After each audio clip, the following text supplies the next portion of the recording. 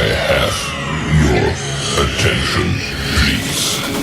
The show starts in 10, 9, 8, 7, 6, 5, 4, 3, 2, 1, go.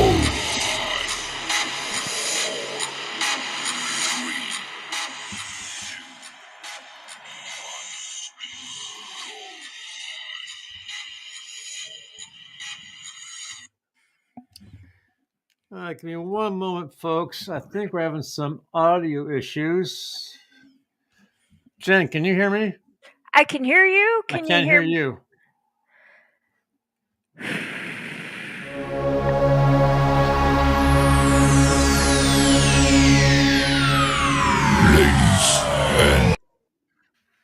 Let's try something else here, folks, until she gets her audio.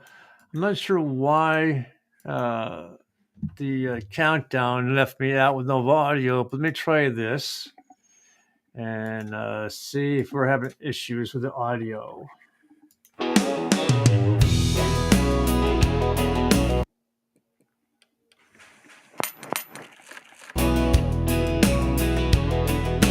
We are.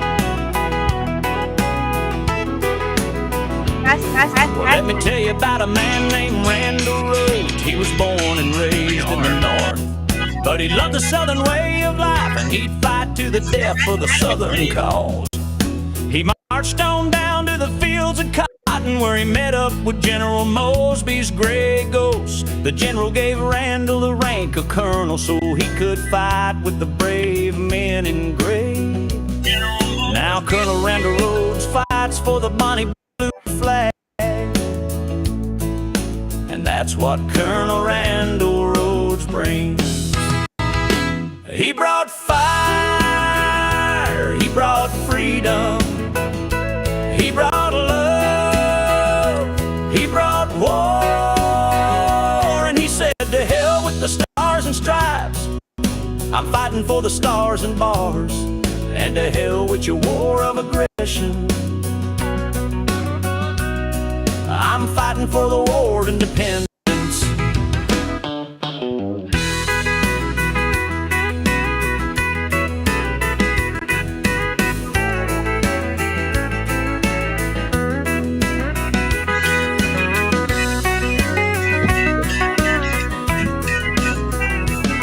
And he'd march on down to the fields of cotton for a southern nation, and the gray ghost fights for the bonnie blue flag. That's what Colonel.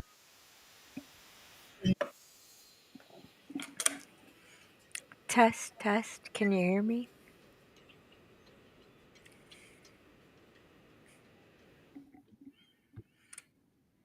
Hello?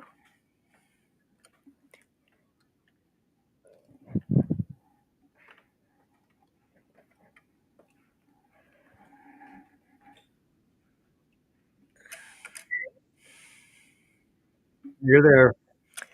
Hi, can you hear me now? I can hear you. Awesome.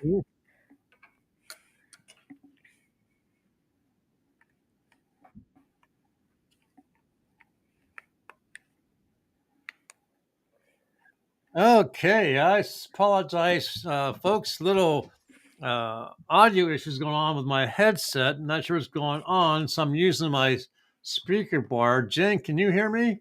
I can hear you perfect. Thank you. Yes. Why my headset is not working? It just happened, so we'll get the ball rolling here. So first off, tonight's a little bit different. Tonight we were supposed to talk about Matthew Holmes and his book, The Road to Hell and Back. Okay. As I mentioned a couple of times through my last week and a half of me advertising the book, I had mentioned about how this would be a perfect book for Halloween because of the horrific way the English soldiers and the Indian tribes who were associated with the English soldiers uh, attacked, massacred, killed the colonial men and women and children.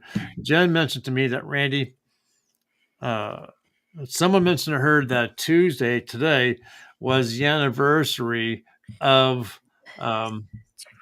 Israel being attacked, and that the um, topic of the book may not be apropos for the time. So we pushed that off a couple of days. We talked to the author. He understood, and he's fine with that. So what I have here tonight is a couple of different things. First off, Jenn has a summary of things to talk about, but I also have some videos of a couple of things that we wanted to share that I think would go great with the great's not a right word, but go appropriately with the topic of what we're talking about tonight. First off, Jenn, thank you for being here tonight. Thank you for pointing out to me about the Yeah. 7th anniversary, as well as the content of the book with what's going on. Sure. I mentioned to Jenn that today was supposed to be that red line that President Trump put in the sand for Hamas to release the hostages. Has not been done. So I'm not sure what's going to happen overnight. I really don't. He mentioned about blood in the streets, so we'll see what happens. I want to state a couple of facts. I want to then touch base on the first part of what she has written down, and then I'm going to show some videos, and then go back to our summary, show some videos, go back to our summary, and then close out for the night. Does that sound like a plan, Jenn? That sounds great. Thank you. So before I get started with the facts, is there anything that you wanted to say to get started? No, just building on what you said. I heard Jennifer. There's so much backfeed. Do you hear an echo on what I say? Okay, maybe not. Anyhow, Jennifer Griffin, who is the Fox liaison, she's actually in Israel, and she mentioned last night that now Trump is saying that Hamas must come up with a plan by the end of this week.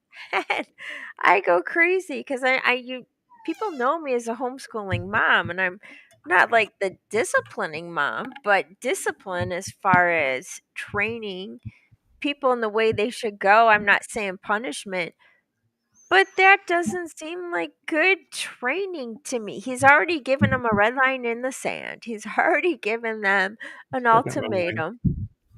And now he's saying they have to come up with a plan by the end of this week. And I'm like, why don't you just go in and grab our people and their people, all of the hostages? This is crazy. Just saying. I think the problem is that he knows what it's going to take. He knows what it's going to take to bring peace, and that's just going to be some bombs dropped in appropriate locations. And I really think he's trying to hold off on that. Let's see if I'm wrong. But here's some facts. Since October 7th, 2023, 67,000 Palestinians have been killed. Yeah. 169,780 are wounded. 20,179 are children. 10,427 are women. 4,813 are elderly. 31,754 are men. There were 38 hospitals. There are now 17. Wow. 197,000 buildings have been destroyed or severely damaged. There are only 1,200 Jews dead. 251 were taken hostage, of which I believe the total right now is 48 are still hostage, of which 30 or 40 of them are dead. Okay. And the Israeli government, as well as ours, is pushing Hamas to release all of them, the dead and the living. Okay. Right. Um, so when I first saw the attack, okay, Right. you know what came to my mind, Jen? No. No, What? No. I Do want tell. to share this with you. This, and this is the honest God truth. This is what came to my mind. I apologize for the audio on this. Let me get rid of that. And then you get past the Khmer show. Is that it? Okay, this might be it. Okay, this is what came to my mind.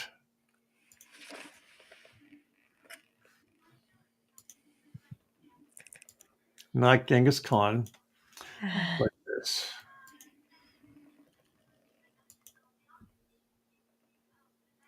Spread out in a semicircle, I would say about the size of Rhode Island. Then they would ride forward, driving everything before them. Beasts, men, even bugs.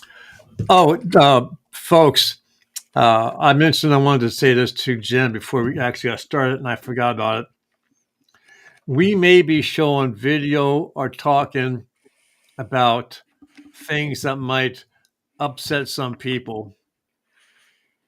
So this is a PG-13 or higher warning to those who may have children watching or whatever, or maybe of a weaker kind of stomach. So the videos that we're showing Facebook is for educational purposes only.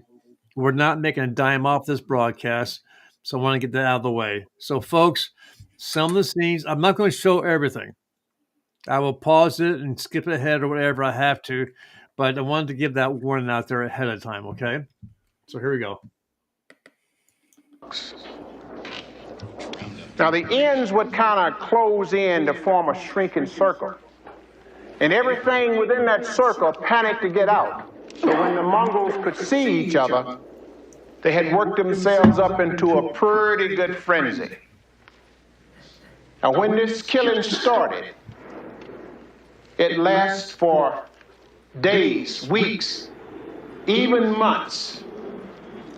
And it went on until the young son of the Khan asked his father, that the last creature alive,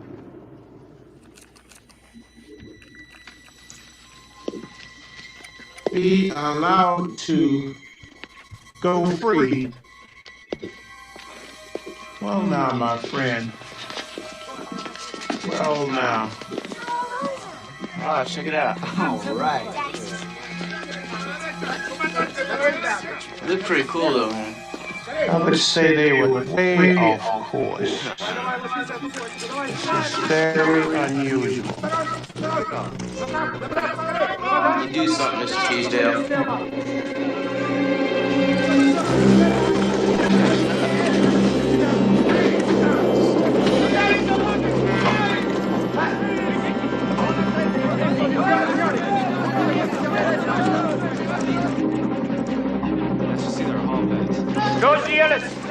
What's going on, my friend? Come on, let's go!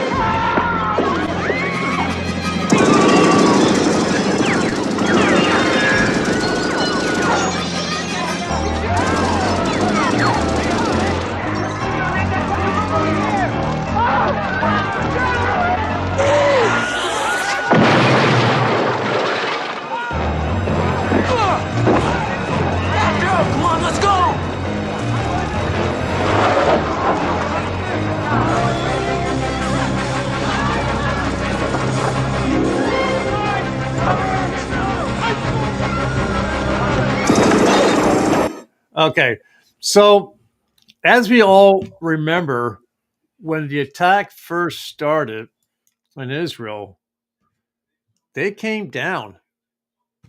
Sorry, they came down in a parachutes, paragliding Right. Wow. in the carnival. So these folks are having fun because it's a holiday. It's their one of their religious holidays, and they're having a good time. They're enjoying life. They have their family with them. here come these paragliders. And at the time that this happened, there were other folks besides me who said, that's the scene from Red Dawn. Is it possible they saw the movie? I don't Wow. know. So let's go to what Jen has. I actually have it here, my trusty iPad. So, do you want to read the number one? You want me to read it and then we discuss it? Go ahead, you start. I wanted to say also they came in on those paragliders or whatever, hang gliders. Sorry, hold on.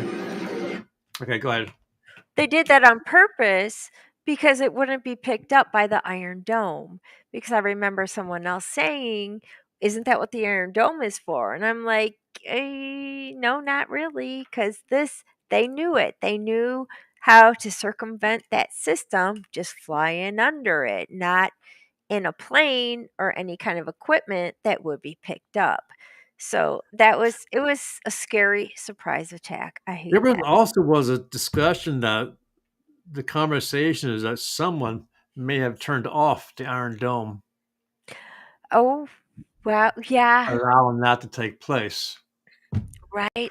Like it was compromised. All the Right. security was compromised. We think that there was an inside who let down the guard on purpose. So, number one, greater national unity after October 7th. There was a marked surge in solidarity among different segments of Israeli society. Communities that might have had sharp divisions came together around shared grief, defense, and national purpose. Heightened sense of Israeli identity among ultra Orthodox. Surveys show that the Haredi community reported a stronger identification with the state of Israel, increased importance placed on speaking Hebrew, viewing citizenship value across society. Many more people volunteered for relief, support, logistical roles, helping evacuated or impacted communities. Civil society mobilized quickly. Now, um, correct me if I'm wrong, but it sort of sounds like now we haven't had an attack, like a physical bullets, bombs dropping thing, like kind of attack, okay? Right, But we did have a moment in our history where the Biden administration allowed for 25 million that we know of illegals to come into our country. And we know a lot of them were terrorists, they were criminals, they were just bad guys. right, So um,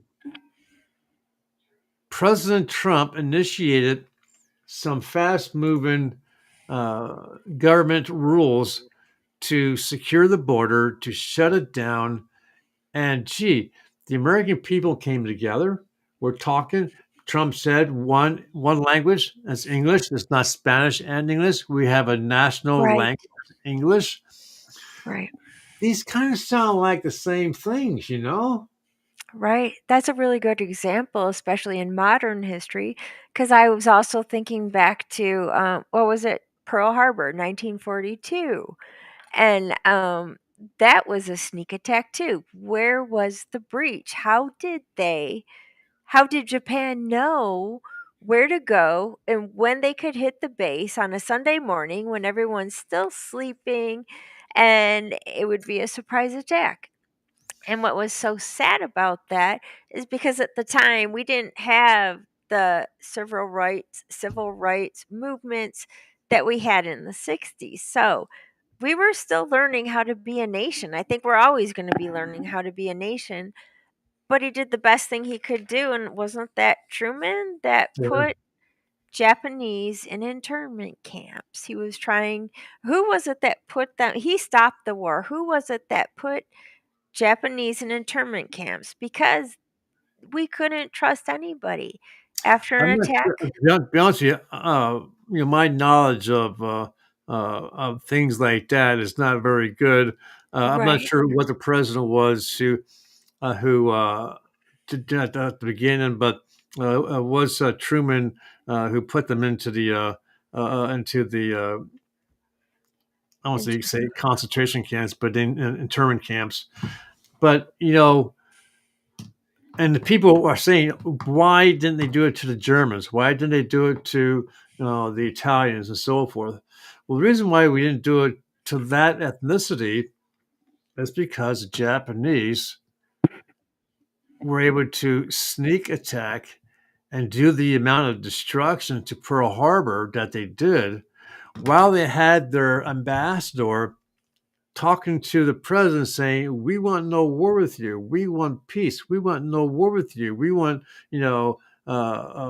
happiness and so forth. Meanwhile, they're blowing up our base.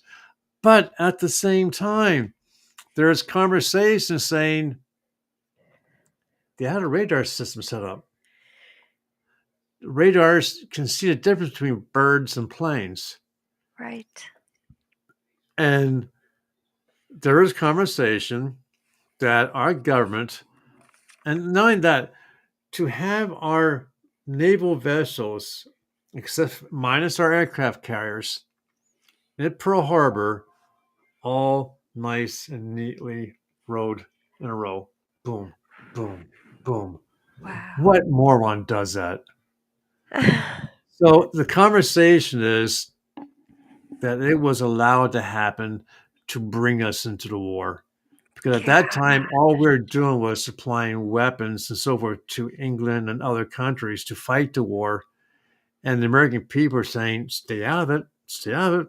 We stay out of it to allow the attack to happen. Like here, and we're going to have a conversation in a moment. I'm going to share something with you.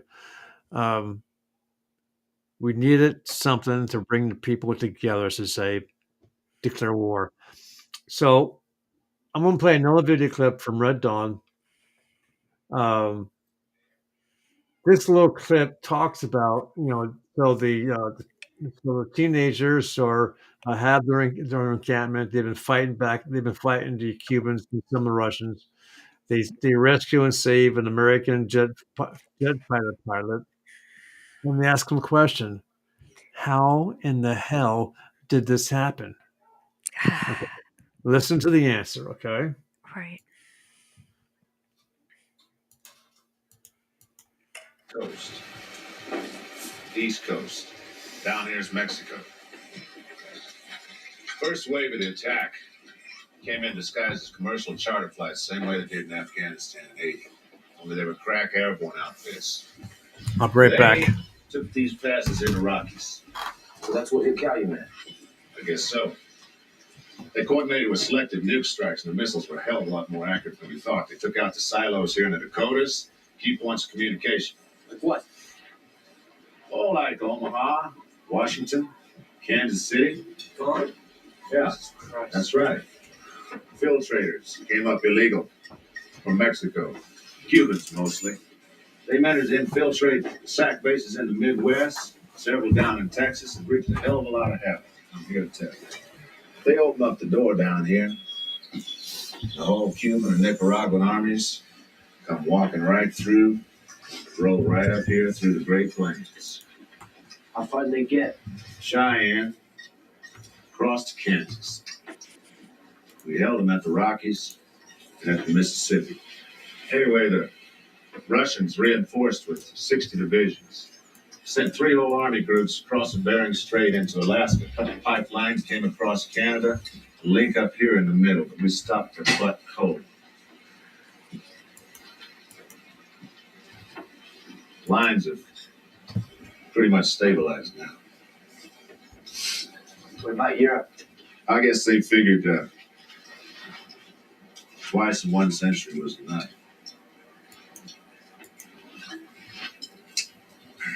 They're sitting this one out. I'll accept England. They won't last very long. The Russians need to take us in one piece, and that's why they're here now. That's why they won't use nukes anymore, and we won't either, not on our own soil. The whole damn thing's pretty conventional now. Oh, shit. Who knows, maybe.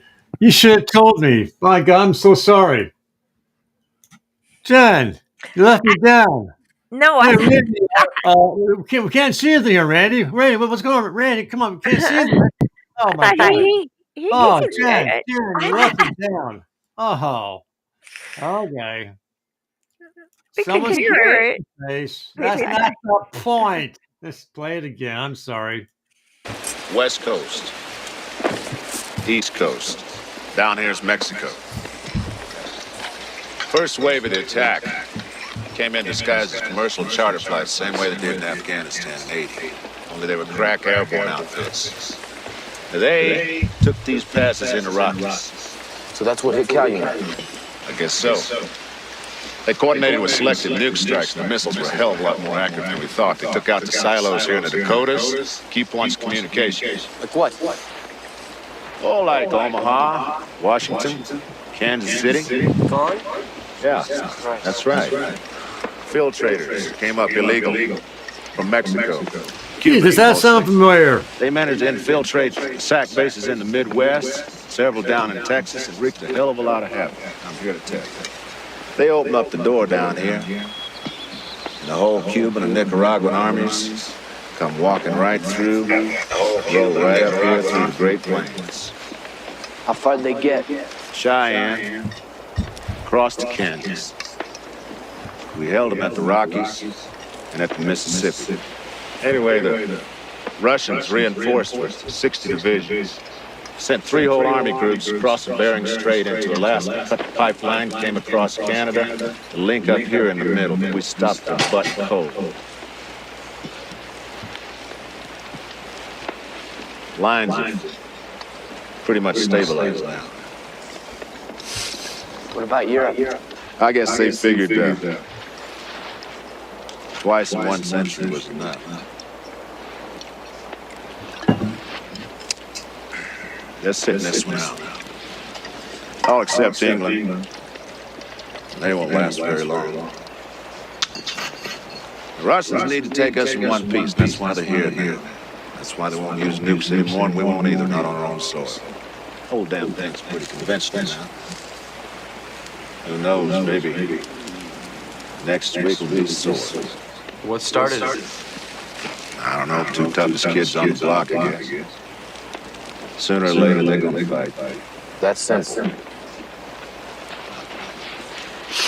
Maybe somebody just forgot what it was like. Well, who is on our side? 600 million screaming China. Last I heard, there were a billion screaming China. There were. There were. 5. So, first off, I want to say howdy to some people who are watching. Barbara Amons, thank you for being here. Ray Fagans, thanks for being here, my friend. David Novar, good to see you again, as always. Tonight's broadcast, brought to you by Jen and myself, is to speak commemorative of Israel's second year under attack. Now, Jen has very nicely put something together. So now going back to what Jen has here for us. Let Marche, what the next one is. Strengthening. Yeah, it's kind of weird how the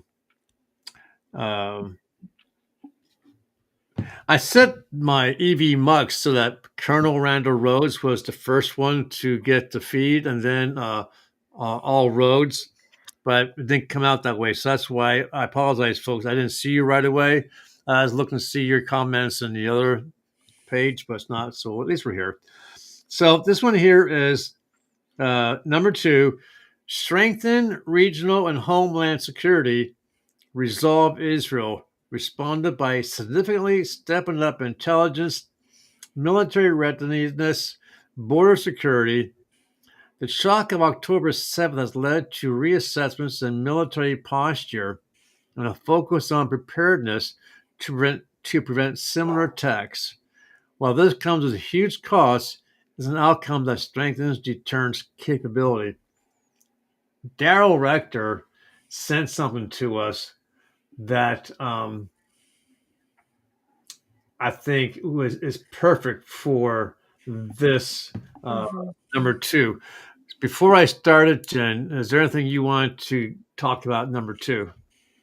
No, that's good. Yeah, I wanted to say this was great because the other countries around Israel were realizing this could happen to us. The same thing could happen to us. I know that Israel is more of they're like our only ally in the area in the Middle East, and they are more democratic than any of the other. They even practice capitalism. Everything that we do, and that's why we have aligned ourselves with them and we stand with them. So hopefully the other countries around them are realizing we need to help protect Israel because the same thing could happen to us. And that's scary because Israel is so small. It is only the size of what, New New Jersey. Jersey? Yeah. Yeah. What, 8,050 or 8,500 square miles. That's it. So it's terrifying. But yeah, let's see this video. I think Charlie Kirk is in it. And Okay, he David, I understand that there might be some echo, and I apologize for it, but for some reason, um, I wasn't hearing anything through here. Now, this is fine this morning when I did my broadcast, but right now it's not working. I didn't want to take time away from the broadcast. Oh, you just got cut out. There's no sound. Oh.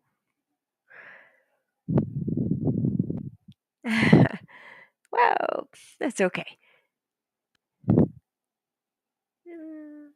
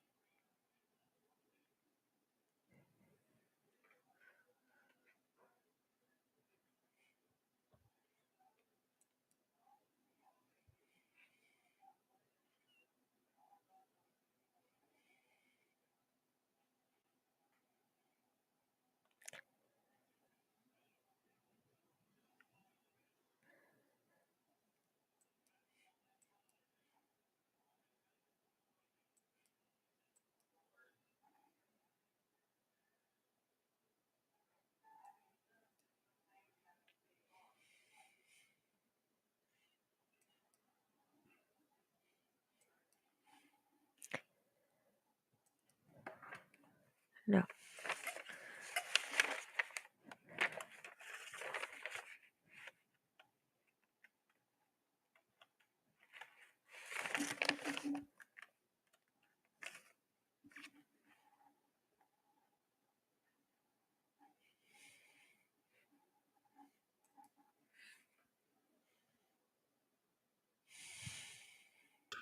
Can you hear me, Jen? Yes, I can. I'm trying to pull up messages to Through say my something. headphone. Let's just see something here. Boo, boo, boo, boo, boo, boo. Select the sound input. Yeti. Talk now for me. Can you hear me now? Got it. Awesome. Okay, so let's go back to that. Okay, so I'm off my speaker bar. Headset got turned off somehow. Anyways, okay. So back to this. Strengthen regional and homeland security resolve. Israel responds by significantly stepped up intelligence, military readiness, and border security. Does that sound familiar? Exactly. So close to home. So close to home. We got the Go Dome going on. We shut down the border. We're building up our military. 29, I think it's like 29 new Navy ships by next year. We Mhm. are creating bullets, new bombs, missiles, new fighters. I'd like to say that some of the fighters look like spaceships. Just saying, looks like spaceships. But I want to show the video clip that I want to show now came from Daryl Rector. Right. And I want to tell you what, the person, everyone's going to recognize the guest, and that is Charlie Kirk. And he's a smart guy. Yeah. If he was correct, then I'll tell you what, there's some people in the Israeli government that need to go to prison and face the firing squad. So here it goes. Let me do this. Share the screen. Boom, bump, bump, bump.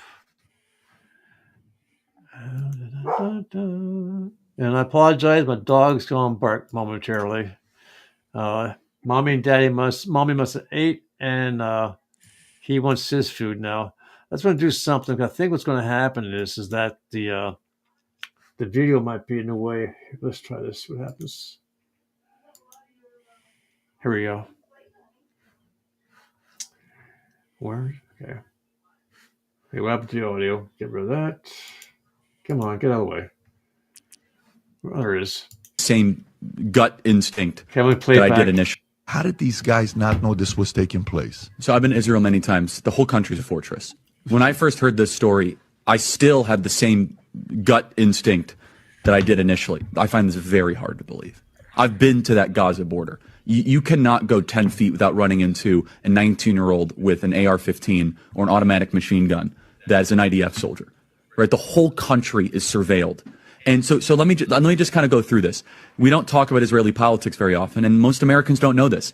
The last 9 months, Israel was on the brink of civil war. It's not an exaggeration. This judicial stuff, there were hundreds of thousands of Israelis taking to the streets because Bibi Netanyahu was basically redefining the Israeli constitution. That's not an exaggeration, right? He said the judicial branch has too much power. There were protests planned this week against Netanyahu, where they anticipated tens of thousands of people to take to the streets. That's all gone, Patrick. Netanyahu now has an emergency government and a mandate to lead. I'm not willing to go so far that saying that Netanyahu knew or there was intelligence here, but I think some questions need to be asked. Was there a stand down order? Was there a stand down order? 6 hours? I don't believe it. Israel's the size of New Jersey. When I took a helicopter ride from Jerusalem to the Gaza border, it's 45 minutes. 6 hours. They're live streaming the killing of Jews. Did somebody in the government say stand down? That is a legitimate, non-conspiracy question. The whole country is the IDF. The whole country is. Yeah. And you're trying to tell me that they're going to concerts and kibbutzes and schools and by reports 6 hours. Let's say it's 3 hours. That's suspect. Go ahead, Rob. It's also not like a right-wing reporting. This is from the New York Times. The long wait for help as massacre unfolds in Israel. 9 I can't think of a more liberal news outlet than the New York Times. And by the way, I'm actually very pro-Israel. So let me be very, so I'm not exactly. Well, I think we all are. No, I just want to make sure my position is clear here. But so Patrick, there are other explanations. It's possible that the Netanyahu government was double-crossed by bad agents. Okay? That's dark, but it's not as dark as what we're talking about. Okay? Another aspect is that Netanyahu might have traitors in his government, like legitimate traitors that have infiltrated. I was texting with some senior people in the IDF, and they said, Charlie, I can't say too much, but let's just say the same problem you have with the left in America we have here in Israel. So there's something to think about. Just something to think about, right? Is that maybe there's some people within those intel agencies that aren't as sympathetic. Or maybe, Patrick, they might have gotten a tip. They might have gotten whispers, but no one thought it would be 1,200 Jews dead. That's a potential, right? Because here's the essence of it. The essence is this. This is the closest thing to the Holocaust that any of us have lived through. But the fact is now Bibi and the Israeli hard right government has a mandate. I gotta be careful the way I say this. They're gonna try to ethnically cleanse Gaza. Yep. I mean, I don't use that term lightly, okay? They're talking about basically removing 2.5 million people from there, okay? And honestly, they have a mandate to go seek justice and revenge. They do. This idea that they need to have a truce or a peace treaty, that's morally crap after you see women and children be burned alive and dragged to the streets. But there are some serious questions here, Patrick. And let me tell you, my pattern recognition over the last 5 years has become pretty sharp. COVID, Maui fires, Epstein. When I see a story and it doesn't click, our guts are usually right. Usually right. How did these guys not know? Thank you, Daryl, for sending that to Jenn to share with us for tonight's broadcast. Thoughts, Jenn? No, it's not good thoughts. It's terrible, but it's obvious. We were all thinking this is crazy. I remember we did a broadcast about a year ago, and I said it feels like we're playing the part of a script. We never agreed to this. We know what's going to happen next, and when something does happen, it's like deja vu. Where we already see this happen? Someone being compromised, of course, and it's just so sad, and it's terribly sad, and it's so frustrating that governments are being undermined with traitors within. It's disgusting, but it's happening. We can look at our own, and Charlie Kirk mentioned this. We can look at our own government and see the exact same thing going on. You have the Trump's first administration. You had his generals who were undermining him, trying to find a way to get him out. Wow. You have a president last time who allowed 25 million people into our country who are illegal, of which they were terrorists, murderers, rapists, the bad of the bad. And he didn't care. Or whoever was in charge didn't care. They were allowed to come in. We have a president now who has a mandate. Right. I'll use Charlie's word, a mandate to send in the National Guard into these various cities where our own government, the left, is telling the people on the left, attack the ICE agents, attack their families, go after them, rob, pillage, burn. And they don't care because they're in their gated community. They got their security guards with guns. They're not being hurt. It's you and me that's being hurt. It's not Trump can say, no, you, I'm going to send in my troops like I did in Washington. In a matter of hours, I had that place cleaned up. I'm going to do the same to all the liberal cities. So, we're at the time. So, number 3, improved public trust and perception of U.S. leadership for a time. Polls showed a sharp rise in Israeli public approval of U.S. leadership shortly after the attacks in terms of support, visits, affirmations of alliance. This was politically useful for Israel in the diplomatic sphere. Strategic weakening of Hamas and disruption of its capabilities, Israel's military response has reportedly degraded aspects of Hamas infrastructure, command centers, supply lines, etc., which may affect Hamas' ability to operate as before.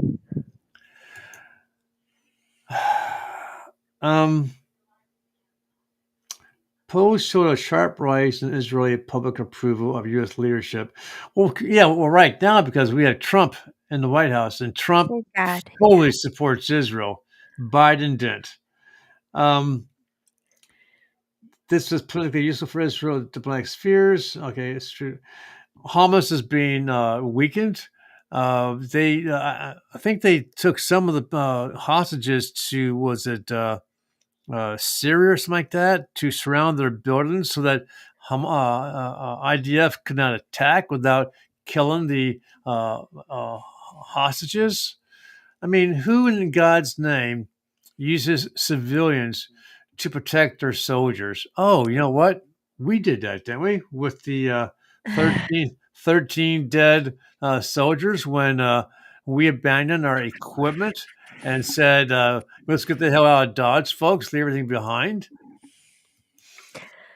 I don't think we did that. I think the auto pen did, but that is neither here nor there. Randy, Trump said the weirdest thing last week. I saw it. He was speaking probably to a naval base, and he said, he was speaking highly of himself like he always does, and he says, and I was the 45th president, I was the 46th president, I'm not proud of that one, and now I'm the 47th president. And I was like, I kind of think he was behind the scenes. Was he? Did he have to allow what happened?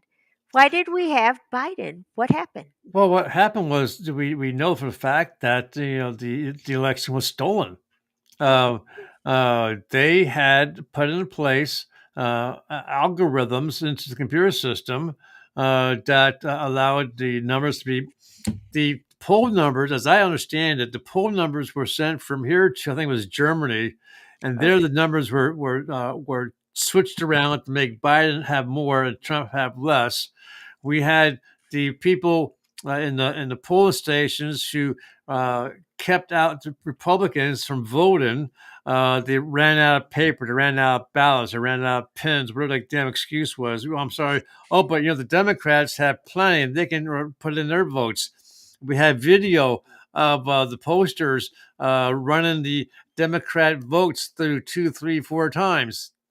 Right. And it's all coming out now. It's all been proven.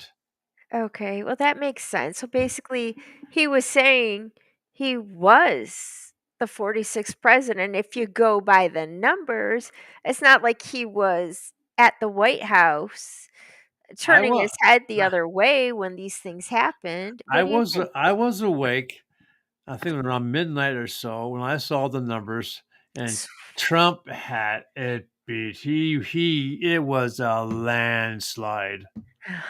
And then I saw on the TV screen, I saw the numbers rolling back. And it was stolen. And I hate to say, I know we're kind of like off topic here, folks, but I just want to say this one thing. Why didn't we fight back? That was treason. Right there was treason. It was proven. It was on TV. It was verified. You know why we didn't fight back? In my humble opinion, we as Christians are taught that it's in God's hands. Turn the other God's in cheek. control. Turn the other cheek. Wow. Pray about it. And what does the left do?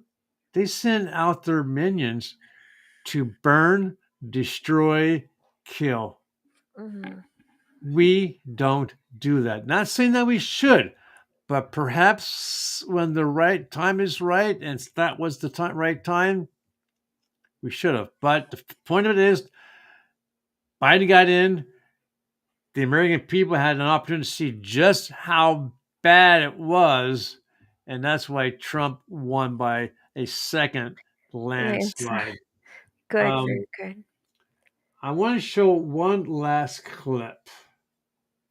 This kind of like summarizes what we're talking about here. What would Americans do just to stay alive, even if it means our enemy is going to get the upper? I like this part. You guys see this, folks. After it gets past the commercial. This is Bum, bum, bum, bum. That's a pretty cool bookmark. Here we go. I know my son. Colonel, he's not the gorilla type. According to records, Mayor, your son is a prominent student leader. Ah, yes. Well, he's a leader. but not in a violent or physical way. No, you see, Daryl, he's more of a politician, like his father. A member of an elite paramilitary organization. Eagle Scout. Yes, but that's not military. Eagle Now look, Scout. Colonel, if he's alive, he's scared, he's hungry, and he's just as anxious to avoid conflicts as you and me. He's not a troublemaker. Then who is?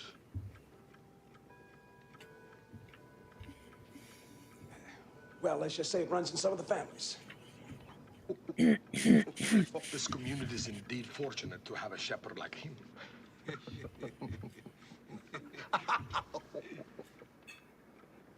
Well, I just want to see this thing through, Colonel. Now, if you have any more problems, you call me night or day. Thank you. We're finished. For now. You know, that was a good movie.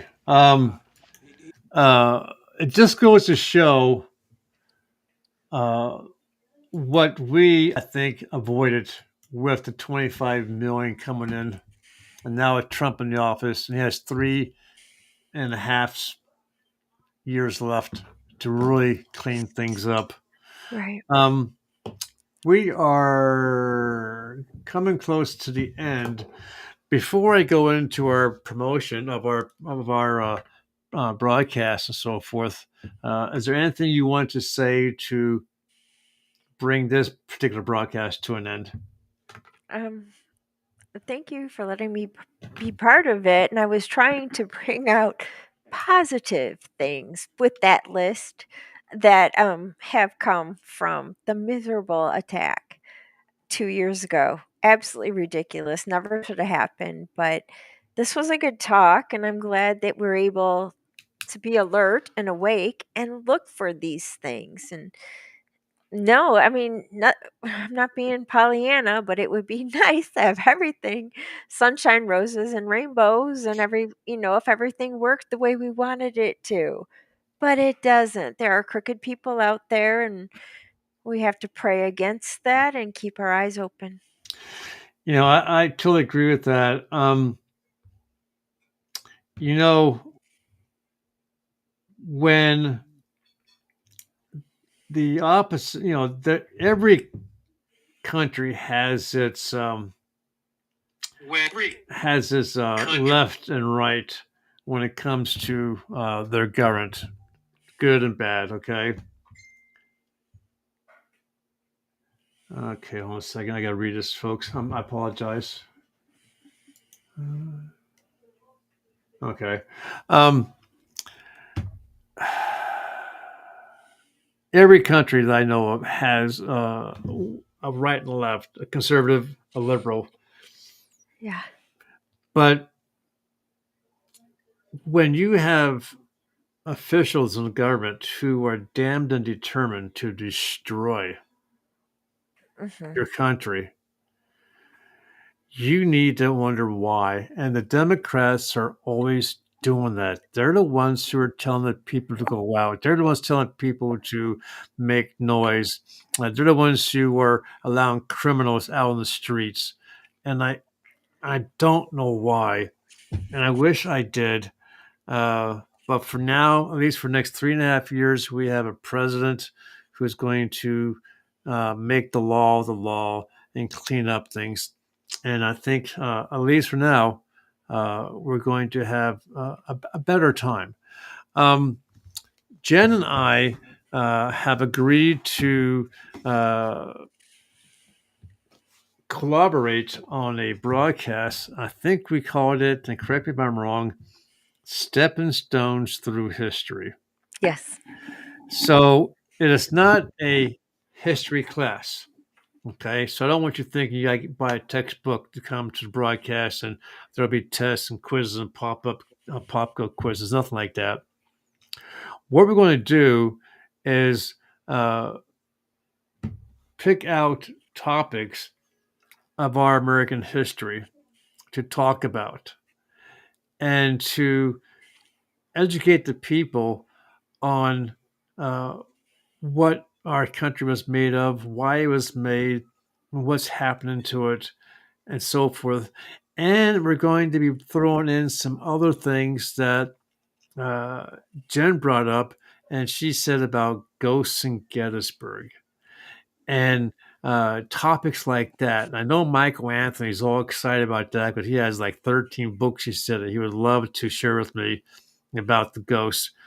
But, again, the left have taken our history books and removed certain things, put in certain things to wash away the history of our nation, to make it look like what they want to look like. People, every country has a bad history, has a dark part of their history. Okay? It's not like Jenn said, Pollyanna time. It's not a Walt Disney TV movie or series. Every nation has this dark. But it's what you do with the dark to make life better now, to learn from our past, and to make our future better. My future's almost gone. I'm 67 years old. Two things will make me happy. Trump getting reelected for a fourth time, and aliens coming down from space and saying, "Hi, take me to your leader," and not eating us. I would love to see that. But so we're going to have this Tuesdays and Thursdays, 7:00 p.m. Eastern time. Jenn and I are going to come to you in the comfort of your home, your armchair, your favorite drink. Mine happens to be coffee. This is my 8th cup tonight. Have fun trying to sleep, but and your favorite snack. We're going to talk about some pretty neat things. This Thursday, finally, we're going to go over the road to hell and back. Right. The reason why we didn't do this today on October 7th is because this book is based on Matthew's ancestors who lived during the Revolutionary War, just before the war and during the war and after the war. His people lived in a fort, and I want to tell you what fort. It came under attack by the English and their native tribes that they were allies with. And the horrific things that the people went through is what they went through in Israel. You have to get this book. You have to read this dark history. It is so similar. It is almost, I read it and it almost felt like a playbook that the enemy used against Israel. It's the same tactics and it's just horrifying. That's why I was like, Randy, it's too close to the issue. Yeah. But I can't wait to cover it on Thursday. It will be awesome. He's a really good writer. Another author reached out to me when he saw our broadcast for Matthew, and he asked if I would get a copy of his book and do the exact same thing. Oh, fun. His book is along the lines of, you remember the TV series Sleepy Hollow? Oh, yeah. Okay. along the lines of that. It has nothing to do with his family. It's a fiction. Is that what I'm thinking of? Uh-huh. The last right now, Matthew is working on. Matthew belongs to certain groups in the Confederacy, and I'll talk about that in a second. And he's working on some things for them. He's redoing the sequel to this book here that I have in my hands. This book here is going to take me to December at the least to read. It's 500 pages long. Okay. Again, it's about his ancestors. It's called The War That Never Ended. Secede Your Mind from the Modern World. 500 plus pages. I started reading it. If you are interested in any of his books, I won't take time now. He has like 7 books out. He said he and I talked. He's willing to do a bundle. So if you reach out to Matt Holmes on Facebook, say, "Hey, I want to buy all your books," he's willing to almost cut your book price in half. Okay, and he will personalize them and so forth. Okay, Jenn did most of the work. I just had the idea. We created a bookmark. This one here happens to have the 4 covers of his 4 books. I have a second one that's over on my other desk that has the 6 books on it, and on the back is a little thing about the author. Give me 1 second, folks. I want to answer this one person. Let's see. Someone can't find us, so give me 1 second here, folks, to give him the link. Of course, it comes on now. We're almost done, but okay. Copy link. Boom. There we go. Link to the broadcast. So he has that book he's redoing. He has another book that he's writing about his father and how his father influenced him to be an author. But he belongs to several Confederate groups. And real quick, the Russians were asked why do they fear invading the United States? And he said that almost every American in the United States owns at least 2 guns. In the South, they own more than 2 guns. I'll tell you what, there's people in the South, they love their guns. I mean, I've seen images, I've seen pictures, I've seen videos, and they are like a freaking arsenal ready for World War III and IV. That's why we're not going to get invaded. Also, Jen had mentioned about doing ghosts in Gettysburg. Now, for those of you who believe, and I believe, and there's just too much facts about it. There are ghosts and spirits, and what happens is, hold on a second. Go to let's see, where am I at? Col Randall Rhodes. Go on and talk while I do this. I was wondering, I think I brought that up because I thought it was a book that Mr. Holmes had wrote as well. Did he write a book about ghosts in Gettysburg, or is that something? No, he himself did not. No. Oh, he must have mentioned. Okay. Let's see. This person wants to see the show. I was going to get this out to him.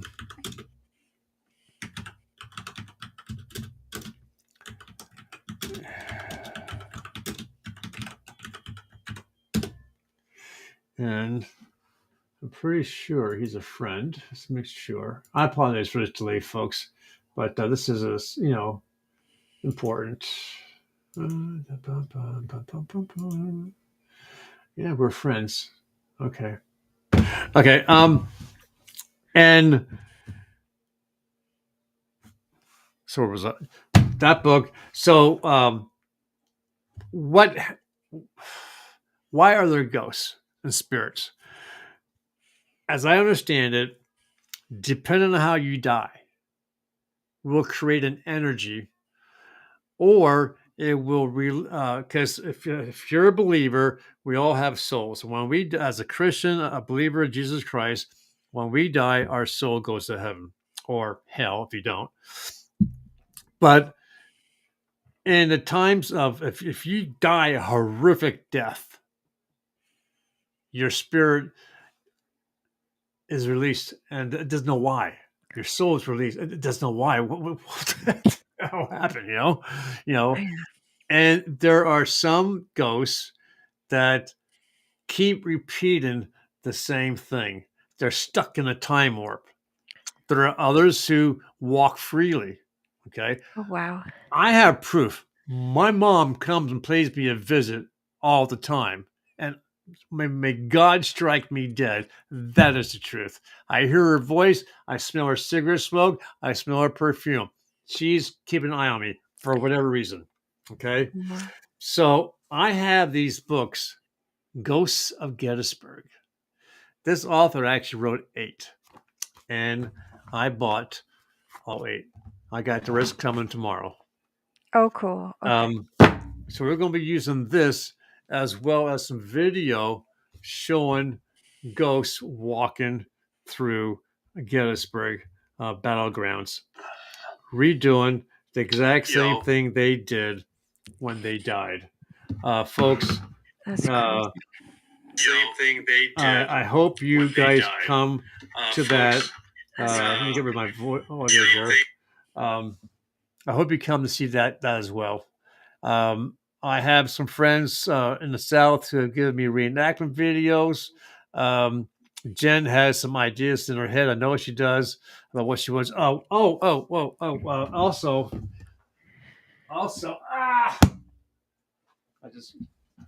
I just hung myself. Also, why did we have a ghost in the office? He hung himself. Okay. Jenn wants to, and I agree, the Declaration of Independence and the Constitution of the United States. We're going to go over this step by step. Okay. Right. Alongside of this, because of my connection to those, okay. Right.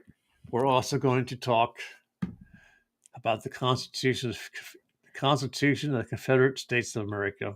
Wow. Okay. We talk about these as well.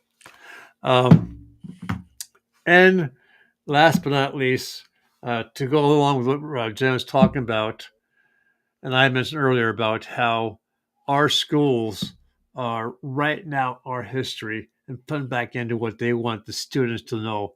My grandkids won't talk to me because of this flag right here. Because they think it means you're for slavery. Yes. And it does not mean that. That is exactly the reason why. So facts to stories. Yeah, I can talk. Facts the historians leave out a Confederate primer. This is written for students. Okay, so I should be able to understand it. But we have a lot we wanted to go over.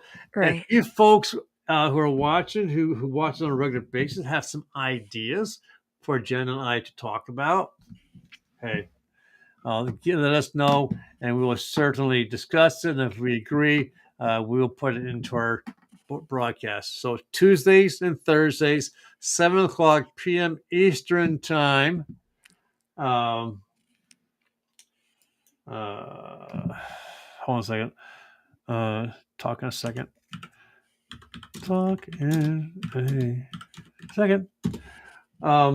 So anyways, that's it for tonight. Jenn, any final words? No, thank you for watching. This was a lot of fun, and I can't wait to do this again on Thursday. There we go. So I'm going to kick Jenn out. Bye, Jenn. So, folks, I want to say thank you for being here. I apologize for some of the mechanical problems we were experiencing, but that's how you learn. But we were able to quickly fix it. So, with that being said, let's hope that President Trump has made a promise that he's going to keep us out of wars. But there's just so much going on in the world around us. It's going to be a hard promise to keep. But I think he's going to do his damnedest. With that, I want to say thank you to those I can see. If there's others, I apologize for not mentioning your names. David Novar, Barbara Amons, Faye Reagans, and there was another one here. Barbara Amons, Ray Fagans, David Novar. I saw a second name, but no name. But anyways, for those of you I didn't mention names, I apologize. I want to say thank you. Catch us back here Thursday at 7:00 p.m. Eastern Time with Matthew Holmes, author and historian. Some really good reads. Take care. Have a great